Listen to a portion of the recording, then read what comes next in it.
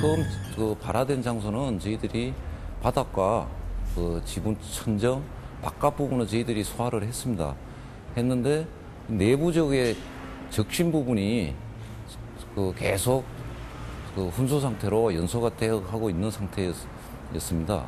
근데 거기 안에는 사실적으로 물이 쉽게 침투가 되지 않는 그런 구조였고요.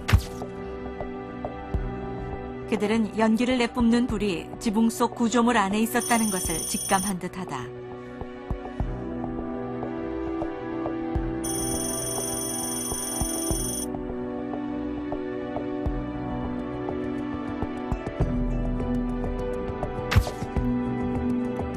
이 층 누각으로 진입한 지 30여 분. 천정을 파괴해야 한다. 관계 당국에 연락을 재촉하던 소방대원들은 곧 단독으로 천정 파괴를 시작한다.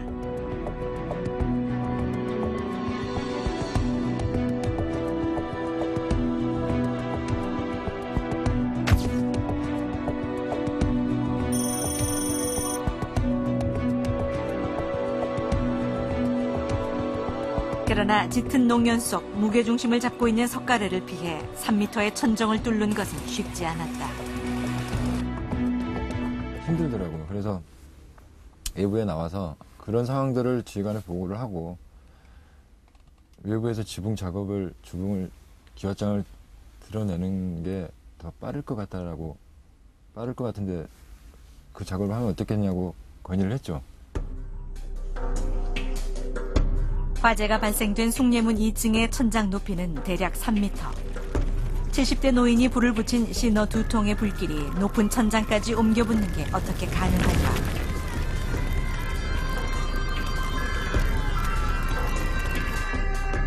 제작진은 한국건설기술연구원의 도움을 받아 화재를 유발시킨 시너와 똑같은 양의 시너를 준비하고 실제 발화 상태를 관찰해 보기로 했다.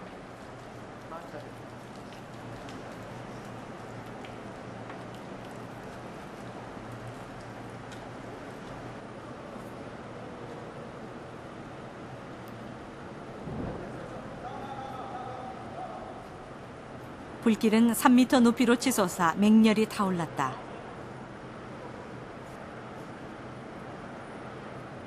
20여 초 후 잠시 소강 상태를 보이는 듯 하더니 플라스틱 통이 녹아내리자 나머지 시너가 발화되면서 또다시 불길이 치솟았다. 발화 시 불끝의 온도는 1000도를 육박했다.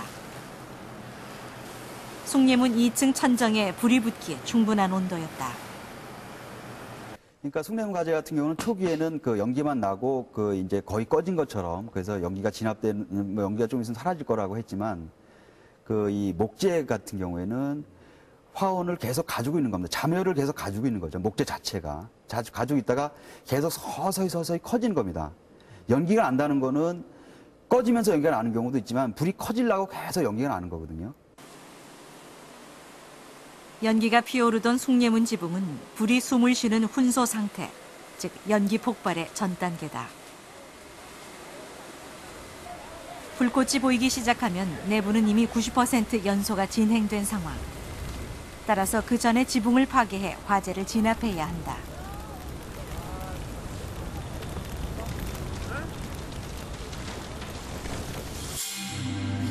그렇다면 지붕에서 훈소가 진행된 부분은 어디일까? 궁궐을 비롯한 한국 전통 건축물의 지붕은 5겹으로 이루어져 있는데 이 중 불이 붙어 숭례문 지붕을 거대한 화로로 만든 것이 바로 가장 가운데 있는 적심이다.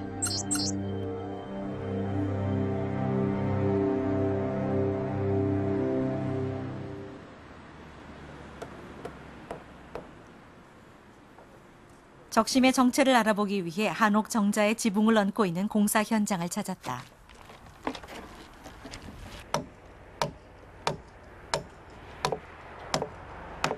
요금 이제 석가래잖아요. 석가래 위에 개판이 있고요. 개판 위에 이게 적심이 채워진 다음에는 이제 강해 다짐을 하는 거죠. 황토하고 생석계를 잘 배합해서 하는 게 이제 강해 다짐이고. 그게 적심 부분은 그게 마감이죠. 네. 여기서 적심목은 어떤 것들입니까? 적심목은 이제 이런 주로 이건 이제 작은 집에는 이런 적심목을 쓰고요. 네. 이것도 지금 적심목이거든요. 근데 남대문이나 궁궐에는 이렇게 커다란 적심목을 뭐 절반을 캔다든가 해서 적심목을 쓰죠. 네. 적심을 쓰는 이유가 있습니까?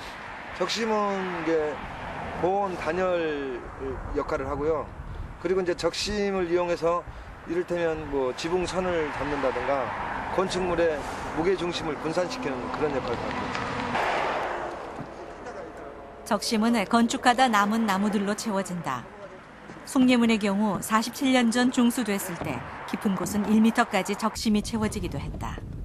긴 세월 동안 바짝 마른 나무는 1000도가 넘는 불기운에 순식간에 연소되기 시작했다.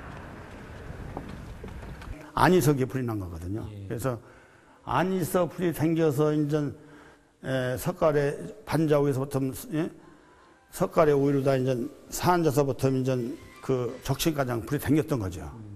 그때 못 잡았기 때문에 이런 큰 게 불이 나서 그 집이 완전히 손실이 됐죠. 소방대원들은 지붕을 파괴해야 했다. 그런데 그들은 왜 이 일은 하지 않았을까? 와가의 화재 진압 방법의 기본은 기와를 드러내는 것입니다. 기와를 드러내지 않으면은 뭐 아예 화재 진압 자체가 안 됩니다. 아니면은 그 밑에서 천장을 파괴하고 구멍을 완전히 뚫은 상태에서 작업을 해야만 그 아무리 적은 그 와가라도 그 화재 진압이 되는데 그걸 모르는 소방관은 없습니다. 그것은 뭐 소방학교 화재 진압 교육을 받으면서부터 알고 있는 사항들이고 또 그렇게 꺼야만 꺼지기 때문에 직원들도 그렇게 알고 있고 처음에 가서 그걸 시도를 했었습니다. 그런데 도끼가 튕기더라고요. 정말 황당했죠. 숭례문 화재 현장에서 수고한 강회다. 적심과 기와 사이에 발라 접착과 방수의 역할을 하는 것. 그들은 왜 이 강회를 깔지 못했을까? 사람의 힘으로는 힘듭니다. 이 강에다 지금 굳어버리면은 사람이 쉽게 뭐 망치로 간단히 깰 수 있는 상황은 아닌데, 그거는 뭐 큰 한마를 이용한다든가 아니면 장비를 이용해서 깨지지 그게 뭐 손으로 이렇게 망치 툭툭 쳐가지고 절대 깨질 수 있는 그런 상황이 아니죠.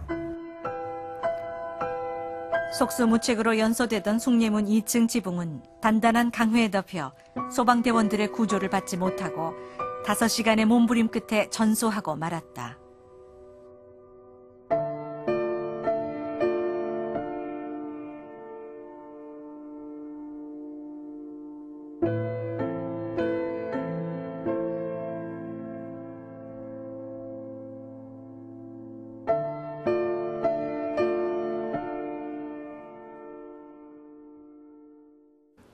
저희들이 이제 그 도상훈련이라고 하는 걸 하면서 구조도 이제 어느 정도 교육을 받는데 저렇게 아까 그 제 도면을 보여드렸지만 그 부분 적심이라고 표현만 됐지 그 재질은 무엇이라고 돼 있는 그렇게 써놓은 데는 하나도 없습니다. 그게. 그러니까 우리는 보통 일반적인 와가 건물에 그 가운데 들어가는 그런 물질이 들어있으리라고 생각을 했던 것이지. 숭례문은 610년을 꼬박 한자리에 서서 우리의 모든 것을 지켜봐왔지만 그 긴 세월 우리는 숭례문의 진짜 속내를 알지 못했던 건 아닐까.